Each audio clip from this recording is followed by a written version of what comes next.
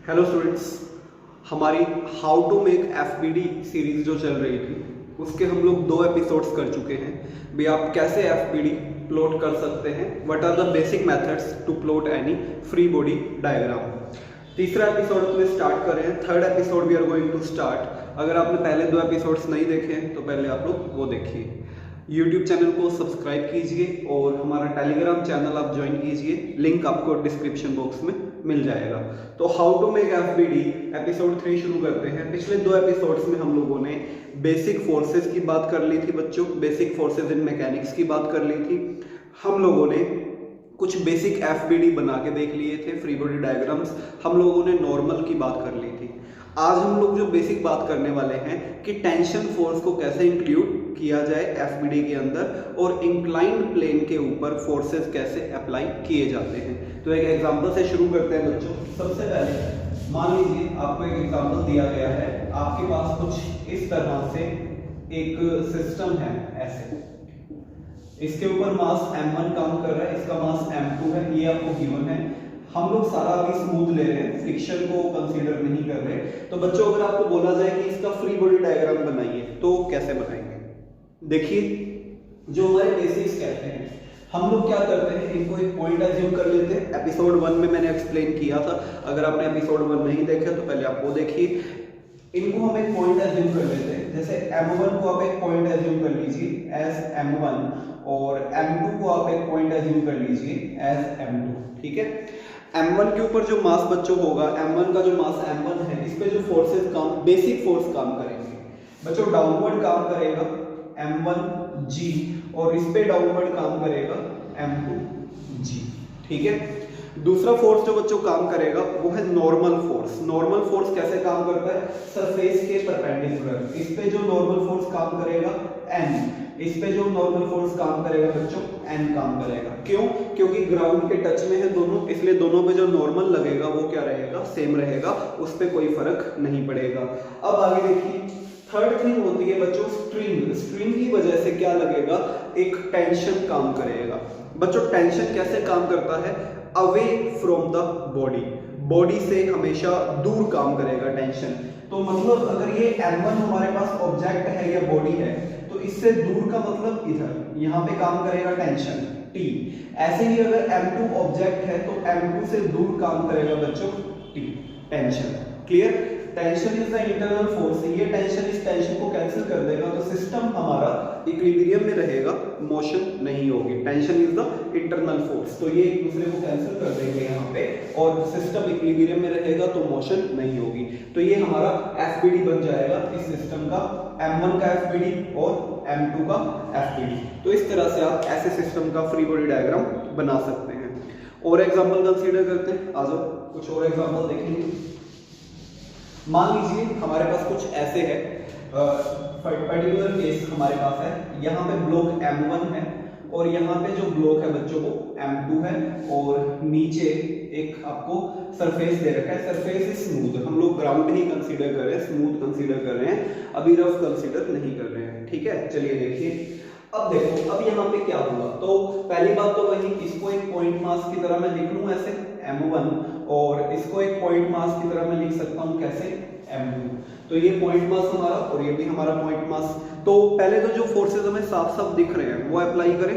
m1 पे बच्चों क्या दिख रहा है? क्या लगेगा ही लगेगा, m1g तो लगेगा ही लगेगा। ऐसे ही यहाँ पे m2g तो काम करेगा। ये दो फोर्सेस तो काम करने ही वाले हैं। तीसरा फोर्स होगा बच्चों, यहाँ पे देखें, नॉर्मल ग्राउंड की वजह से, नॉर्मल ग्राउंड की वजह से। तो ये तो साफ फोर्सेस हमें दिख रहे हैं। अब हम ऐसे फोर्सेस की बात करेंगे जो अभी नहीं दिख रहे हैं, लाइक स्ट्रिंग की वजह से जो काम करेंगे। कौन से? String number 1, string number 2। तो 2 स्ट्रिंग्स हैं। अब यहाँ पे एक बड़ी इंपॉर्टेंट बात आती है कि जैसे ही आपकी स्ट्रिंग बदलेगी, जैसे ही आपकी स्ट्रिंग बदलेगी, वैसे ही बच्चों टेंशन बदल जाएगा। अगर इसमें टेंशन आप T1 एज्यूम कर रहे हैं तो इसमें आपको T2 एज्यूम करना पड़ेगा। इस बात का आप ध्यान रखेंगे। जैसे ही स्ट्रिंग चेंज होती है वैसे ही क्या चेंज हो जाता है? टेंशन चेंज हो जाता है। बट टेंशन की डायरेक्शन वही रहती है, वही मतलब अवे फ्रॉम द बॉडी, उस पर कोई फर्क नहीं पड़ता। तो क्या लिखा जाए? m1 के ऊपर देखिए, अगर m1 की बात करें तो m1 इस स्ट्रिंग से भी कनेक्टेड है और इस से भी कनेक्टेड है। तो बच्चों M1 के ऊपर ना दो टेंशन काम करेंगे, एक इधर की तरफ away from the body, away from the body इधर की तरफ T1 मान लेते हैं, और एक अवे फ्रॉम द बॉडी इस स्ट्रिंग की वजह से T2। तो M1 के ऊपर ये चार फोर्सेस काम करेंगे, ऊपर नॉर्मल, नीचे M1G, इस स्ट्रिंग की वजह से away from the body T1, और इस स्ट्रिंग की वजह से away from the body T2। Clear? अब हम बात करते हैं M2 की। M2 में देखिए, M2 में देखो एक स्ट्रिंग कनेक्टेड है, यहां से लेके यहां तक पूरी स्ट्रिंग में बच्चों टेंशन क्या रहेगा? सेम रहेगा, लेकिन लगेगा कैसे? Away from the body. तो ये M2 से अवे मतलब इधर, M2 से अवे मतलब इधर, तो ये हमारे पास इसका FBD बन गया। तो जैसे ही बच्चों स्ट्रिंग बदलेगी वैसे ही क्या बदल जाएगा? टेंशन चेंज हो जाएगी। और एग्जांपल देखते हैं, एक और एग्जांपल देखते हैं इसके ऊपर। देखिए FBD बनाइए और आप लॉ ऑफ मोशन के सारे प्रॉब्लम्स कर पाएंगे, बट एक बार FBD बनाना सीख लो बस। जैसे हम कुछ ऐसे सिस्टम कंसीडर कर लेते हैं, कुछ इस तरह से M1 यहाँ पे स्ट्रिंग है, M2 यहाँ पे स्ट्रिंग है, M3, ठीक है। कुछ इस तरह से हमने एक सिस्टम को कंसीडर किया है। क्लियर? अब देखिए M1, M2 और M3 तीन हमारे पास बेसिकली ऑब्जेक्ट्स हैं, तीन ब्लॉक्स हैं। हमें क्या करना है बच्चों? हमें यहाँ पे अप्लाई करना है, FBD बनाना है, फ्री बॉडी डायग्राम यहाँ पे प्लॉट करना है। तो कैसे करेंगे? सबसे पहले M1 को मैंने यहाँ पे एज ए पॉइंट मास लिख लिया, M2 को भी पॉइंट मास लिख लिया, M3 को भी पॉइंट मास लिख लिया, ठीक है। अब क्या होगा? वही जो साफ दिखता है पहले तो वही किया जाए। M1G डाउनवर्ड नॉर्मल ऊपर, M2G डाउनवर्ड नॉर्मल ऊपर, M3G डाउनवर्ड नॉर्मल ऊपर। चलो इतना हो गया। अब हम बात करेंगे बच्चों टेंशन फोर्सेस की। टेंशन फोर्सेस बीच में है स्ट्रिंग, और अब बात करेंगे हम लोग टेंशन फोर्सेस की, कैसे अप्लाई किया जाए। तो देखिए ये है स्ट्रिंग नंबर 1, ये है स्ट्रिंग नंबर 2। यहाँ पे आप टेंशन T1 एज्यूम कर लें, यहाँ पे टेंशन T2 एज्यूम कर लें, ठीक है। चलो अब M1 के लिए तो सिर्फ एक ही स्ट्रिंग कनेक्टेड है, तो बॉडी से दूर अवे फ्रॉम द बॉडी बच्चों क्या लगेगा? T1 काम करेगा। अवे फ्रॉम द बॉडी क्या काम करेगा? T1 काम करेगा। तो चलो इसका फ्री बॉडी डायग्राम तो बन गया। अब हम बात करते हैं M2 की। M2 जो है वो स्ट्रिंग नंबर 1 और स्ट्रिंग नंबर 2 से कनेक्टेड है। तो M2 पे अवे फ्रॉम द बॉडी इधर की तरफ क्या काम करेगा? T1 काम करेगा, क्योंकि यहाँ पे पूरी स्ट्रिंग का जो टेंशन है वो T1 है, इसका भी T1, यहाँ भी T1, यहाँ भी T1। ऐसा क्यों होता है? क्योंकि अभी तक हम जो स्ट्रिंग एज्यूम कर रहे हैं ना वो इनएक्सटेंसिबल और मासलेस स्ट्रिंग है। अगर स्ट्रिंग के पास मास होगा तो हर पॉइंट पे टेंशन बदल जाएगा, वो काफी आगे की कहानी है। अभी हमारे पास जो बच्चों स्ट्रिंग होती है वो इनएक्सटेंसिबल और मासलेस होती है, उसके हर पॉइंट पे टेंशन की वैल्यू क्या होती है? सेम होती है। तो यहाँ पे इस पर्टिकुलर में आ गया T1, इस स्ट्रिंग की वजह से बॉडी से दूर क्या काम करेगा? T2 काम करेगा। हम इस पूरी स्ट्रिंग में बच्चों क्या एज्यूम करके चल रहे हैं? T2 एज्यूम करके चल रहे हैं। इसी तरह M3 पे अवे फ्रॉम द बॉडी क्या काम करेगा? T2। तो ये FBD हमारे पास M1, M2 और M3 के प्लॉट हो गए। क्लियर? होप आपको ये कहानी समझ आई होगी सारी की सारी कि कैसे हम लोग इसको प्लॉट कर सकते हैं। आइए एक और FBD देखते हैं इसी टेंशन वाले सिस्टम के ऊपर। अगर ये अभी तक सारी बातें ना इक्विलिब्रियम में चल रही है, अगर मान लीजिए मैं इक्विलिब्रियम डिस्टर्ब कर देता हूँ, मतलब मैं इनको मोशन में लाने की कोशिश करता हूँ। जैसे फॉर एग्जांपल बच्चों M1, M2, M3 और मैंने यहाँ पे एक फोर्स अप्लाई कर दिया F। अब ये है, अब देखिए tension was the internal force, तो वो तो कैंसिल कर रहा था, उसकी वजह से तो मोशन नहीं हो रही थी। बट यहाँ पे जो F लग रहा है ना, अभी पूरी बॉडी को, पूरी सिस्टम को अपनी तरफ खींचने की कोशिश करेगा। अब आपका जो पूरा सिस्टम है वो इक्विलिब्रियम में नहीं रहेगा, उसके पास क्या आ जाएगी? मोशन आ जाएगी। तो हम क्या करते हैं, इनका 1 बाय 1 FBD बनाते हैं, M1, M2, M3, ठीक है। जो फोर्स लगने हैं वो आपको पता है कौन कौन से। नीचे यहाँ पे M1G लगाएंगे, ऊपर normal, M2G normal, M3G normal. ये फोर्सेस तो काम करेंगे, ठीक है। अब देखिए, अब हम बात करते हैं स्ट्रिंग की। देखिए स्ट्रिंग नंबर 1 है, ये स्ट्रिंग नंबर 2 है। मान लेते हैं यहाँ पे टेंशन T1 है और यहाँ पे जो टेंशन डील करेगा बच्चा वो होगा T2। अब M1 के फोर्सेस में देखिए N और M1 जी हमने अप्लाई कर दिए हैं, N और M1 जी हमने अप्लाई कर दिए हैं। अब हम बात करते हैं टेंशन की। तो बॉडी से दूर, जैसे पिछले में डायग्राम बनाया था ऐसे। M2 की बात करें तो नीचे क्या लगेगा M2 जी, ऊपर क्या लगेगा नॉर्मल। M2 इधर बात करें बॉडी से दूर T1, ये अभी पिछले में मैं आपको बता के आया हूं इसलिए मैं थोड़ा जल्दी जल्दी कर रहा हूं। T2 नीचे क्या आ जाएगा, यहाँ पे अभी हमने देखा था M3 जी, ऊपर क्या लगेगा नॉर्मल और इधर क्या लगेगा T2। यहां तक ठीक है। अब देखिए, अब मैं आपको एक बात बताऊं, अभी तक क्या था ऐसा चलता था, अब यहाँ पे ना एक फोर्स काम कर रहा है F, ये वाला फोर्स, ये भी आपको FBD में शो करना पड़ेगा। ठीक है। अब यहाँ पे समझने वाली बात ये है कि F की वजह से मोशन तो इन तीनों की हो रही है ना, F जो है चला तो इन तीनों को हो रहा है, लेकिन हमने अप्लाई सिर्फ इस पे क्यों किया? तो फ्री बॉडी डायग्राम बनाते टाइम सिर्फ डायरेक्ट फोर्सेस लिखे जाते हैं जो डायरेक्ट बॉडी पे अप्लाई हो रहे हैं। F ना डायरेक्ट बॉडी पे अप्लाई हो रहा है, इनडायरेक्टली लग रहा है M1 और M2 पे, इनडायरेक्टली लग रहा है, बट डायरेक्टली वो किस पे अप्लाई हो रहा है M3 पे, इसके ऊपर, इसलिए इसके FBD में ये इंक्लूड किया जाएगा। अभी काम खत्म नहीं हुआ, अब हम बात करेंगे ये फोर्स क्या करेगा, इनको एक्सेलरेट करेगा और सरफेस स्मूथ होने की वजह से ये सारा एक सिस्टम बन जाएगा और सेम एक्सेलरेशन से मोशन करेगा, तो हमें एक्सेलरेशन को भी शो करना पड़ेगा। मैंने आपको बताया था एक्सेलरेशन को हम लोग फ्री बॉडी के अंदर नहीं शो करते, बाहर करते हैं। M1A मोशन इधर होगी ना, क्योंकि फोर्स इधर लग रहा है तो डायरेक्शन ऑफ मोशन भी इधर रहेगी M2A और यहाँ क्या आ जाएगा बच्चों M3A। तो इस तरह से आप डायरेक्शन, मोशन, FBD तीनों को टेंशन के अंदर कंसीडर कर सकते हो। बात समझ आई आपको? एक क्वेश्चन मैं आपको और समझा देता हूँ, फिर हम लोग अपने अगले स्टेप की तरफ चलेंगे। जैसे मान लीजिए M1 और M2, ठीक है, इधर बच्चों काम कर रहा है F2 और इधर फोर्स काम कर रहा है F1। क्लियर? हमें एक कंडीशन दे दी गई कि F1 is greater than F2, ये आपको बोला गया, या तो मैग्नीट्यूड दिया होगा या कंडीशन दी होगी। चलिए इसका FBD बनाते हैं, इसी के ऊपर ही बना सकते हैं, प्लॉट कर सकते हैं। बच्चों नीचे क्या लगेगा M1G, ऊपर क्या लगेगा नॉर्मल, नीचे क्या लगेगा M2G, ऊपर क्या लगेगा नॉर्मल। क्लियर?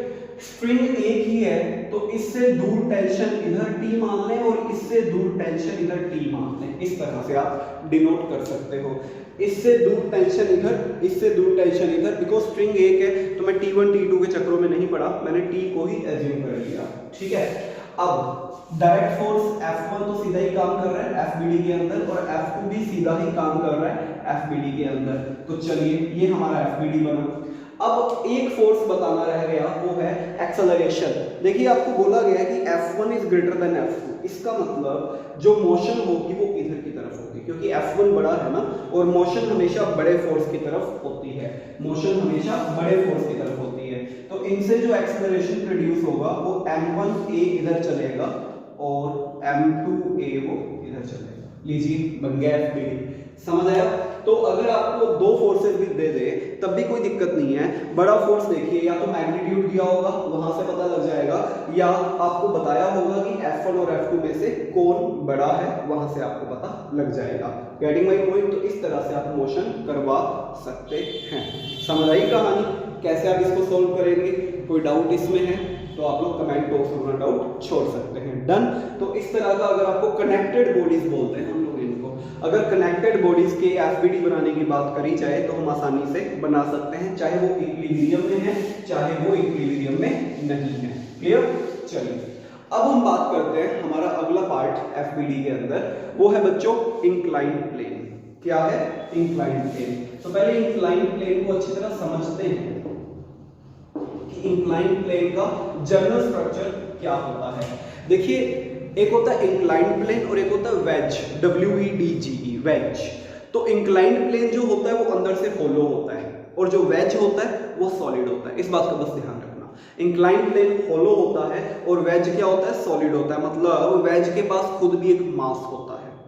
फिर वहां पे वो स्यूडो की कहानी बन जाती है, वो आगे डिस्कस करेंगे। लेकिन इंक्लाइन प्लेन हमेशा क्या होता है, होलो होता है, हमेशा होलो होता है। तो देखिए इंक्लाइन प्लेन की हम बात करते हैं, आ जाइए।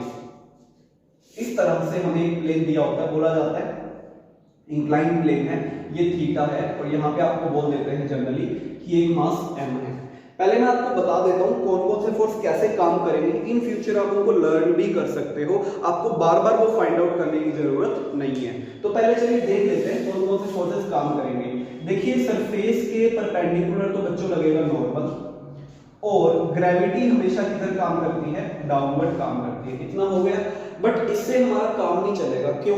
क्योंकि एन की डायरेक्शन इधर है, mg नीचे है। जब कभी भी हमें ऐसी प्रॉब्लम होती है ना फिजिक्स में कि फोर्सेस की डायरेक्शन अलग अलग है, सारे के सारे फोर्सेस x में नहीं है या सारे के सारे फोर्सेस y में नहीं है, तब आपको क्या करने पड़ते हैं, कंपोनेंट्स करने पड़ते हैं, ताकि आप x को x के साथ बैलेंस कर सको और y को y के साथ बैलेंस कर सको। तो कंपोनेंट्स करने पड़ते हैं हमें। कंपोनेंट्स कैसे करें, अब आपकी मर्जी है, चाहे आप n के कंपोनेंट कर लीजिए, चाहे आप mg के कंपोनेंट कर लीजिए, ज्यादा आसान रहेगा, कन्वेंशनल वे रहेगा, हम mg के कंपोनेंट्स कर रहे हैं। mg के कंपोनेंट्स कैसे करेंगे बच्चों, इधर देखिए नीचे लग रहा है, तो कंपोनेंट्स एक्चुअली इसको दो पार्ट्स में डिवाइड कर देते हैं जो आपस में क्या होते हैं, परपेंडिकुलर होते हैं। मतलब mg का बच्चों एक कंपोनेंट इस डायरेक्शन में हो जाएगा और mg का एक कंपोनेंट इस डायरेक्शन में हो जाएगा। हम लोग एक्चुअली क्या करते हैं, इस पूरे को y एक्सिस मान के चलते हैं और इस पूरे को x एक्सिस मान के चलते हैं। तो अब देखिए, अब हमारे सारे फोर्सेस या तो y में है या x में है। अगर हम कंपोनेंट करते हैं तो या तो हमारे सारे फोर्सेस y में है बच्चों, और या सारे फोर्सेस किस में, x में। यही चाहिए, यही टारगेट होता है कंपोनेंट्स का कि हम y और x में उनको सेटअप कर लें। चलिए अब देखिए, n तो ऑलरेडी y में है, mg का एक पार्ट चाहिए जो y में हो और mg का एक पार्ट चाहिए जो x में हो। इसके लिए थोड़ा सा गेम ऑफ एंगल्स खेलेंगे। ये थीटा बच्चों, तो ये भी क्या हो गया, थीटा हो गया। अगर ये थीटा हो गया तो ऑब्वियस सी बात है, ये वाला जो एंगल आप देख रहे हैं ये बच्चों बनेगा 90 माइनस थीटा। ये जो एंगल आप देख रहे हैं ये बनेगा 90 माइनस थीटा, ये वाला एंगल। अब mg के कंपोनेंट देखिए, थीटा के या एंगल के साथ वाला कंपोनेंट जनरली आपने वेक्टर में सीखा होगा, वो होता है mg cos। यहाँ पे एंगल 90 माइनस थीटा है, तो मैं क्या लिखूंगा, cos 90 माइनस थीटा। और दूर वाला जो कंपोनेंट होता है, ये भी आपने सीखा होगा, वो होता है साइन। एंगल आप एक बार जो कंसीडर कर लेते हैं वही लेके चलते हैं, तो यहाँ पे आ जाएगा mg sin 90 minus theta. Trigno के अंदर, मैथ्स के अंदर एक फॉर्मूला होता है बच्चों, cos 90 माइनस थीटा होता है sin थीटा। तो यहाँ पे लिखा जाता है mg sin थीटा, और यहाँ पे लिखा जाता है sin 90 माइनस थीटा को mg cos थीटा।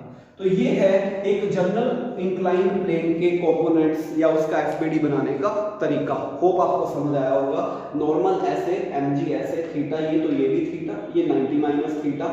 थीटा के एंगल के साथ वाला कंपोनेंट बच्चों cos होता है, और एंगल से दूर वाला कंपोनेंट बच्चों sin होता है। तो cos 90 minus theta is mg sin theta, sin 90 minus theta is mg cos theta. ठीक है, ये तो हो गया मेथड, समझिए इसको अच्छी तरह से। अब जब भी आप इंक्लाइन प्लेन देखें तो बार बार ऐसा काम नहीं करेंगे, बार बार ये करेंगे तो काफी टाइम आपका लग जाएगा। आप डायरेक्टली ना क्या करो, लर्न कर लो। कैसे? जब भी आप देखें इंक्लाइन प्लेन, जब भी आप देखें, आपने ये तीन फोर्सेस फटाफट अप्लाई कर देने हैं। कौन कौन से बच्चों? जैसे है m, आपने 1 मिनट भी नहीं लगाना, 1 सेकंड भी नहीं लगाना, आप फटाफट यहाँ पे mg, जो भी यहाँ पे एंगल है, अल्फा एंगल है, mg cos अल्फा, और बच्चों यहाँ पे mg sin अल्फा, इस तरह से। बस बाकी क्वेश्चन की कंडीशन पे डिपेंड करेगा। ये तीन फोर्सेस तो आपने इंक्लाइंड की प्रॉब्लम देखते ही अप्लाई कर देना है। और इस बात का ध्यान रखना, कई बार बच्चे क्या करते हैं, ये नीचे की जगह ऊपर लगा, mg sin अल्फा या sin थीटा को ऊपर लगाने की कोशिश करते हैं। ऐसा नहीं करना, ये हमेशा डाउनवर्ड ही लगेगा। तो whenever you see such type of thing, आपने पहला काम ये करना है। बाकी क्या करना है वो कंडीशन पे डिपेंड करेगा कि इंक्लाइन प्लेन में टेंशन दे रखा है, फ्रिक्शन दे रखा है, एक्सेलरेशन दे रखा है, जो भी है वो हम लोग पर्टिकुलर कंडीशन, पुली लगा रखी है, स्ट्रिंग बांधी हुई है, स्प्रिंग लगाया हुआ है, 2 ब्लॉक्स इकट्ठे रखे हुए हैं, जो भी सिस्टम है बच्चों वो यहाँ पे हम लोग कंसीडर करेंगे, लेकिन ये 3 फोर्सेस तो आपने लगाने ही लगाने हैं। तो इंक्लाइन प्लेन के अंदर क्या क्या वैरायटी इंसर्ट करी जा सकती है देखेंगे अगले एपिसोड के अंदर। तो आप लोग हमें यूट्यूब पे सब्सक्राइब कर लीजिए, बेल आइकन को प्रेस कर लो ताकि जब भी कोई नई वीडियो आए तुम्हें अपडेट मिल जाए। टेलीग्राम चैनल ज्वाइन कर लो, वहाँ भी अपडेट्स आती रहती हैं, और इंस्टाग्राम पे फॉलो कर लो। बहुत जल्दी मिलूंगा एक नई वीडियो के साथ, एपिसोड 4 लेके आऊँगा, हाउ टू मेक एफबीडी। तब तक आप हमारी बाकी वीडियोज़ को एंजॉय कीजिए चैनल के ऊपर। Till then take care, bye bye.